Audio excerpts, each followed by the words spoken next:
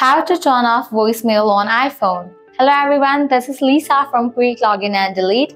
Now let's get started. Launch your settings. Here we go.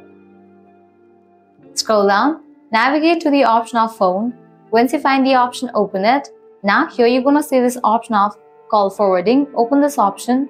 Now you have to enable for this option. After you enable for this option, now click on the option of forward to. Now here you have to type in the number in which you want to forward all the calls. This way all the voicemail will be sent to the number that you have entered over here. Likewise, another thing you can do is close this. Launch your phone app. Now type in #002 and then again type in # and then click on this icon. And just like that, your voicemail will be disabled. Well, this way you can easily turn off voicemail on iPhone. At the end, if you guys find this video helpful, smash that like button, share and subscribe to our channel. Thanks for watching.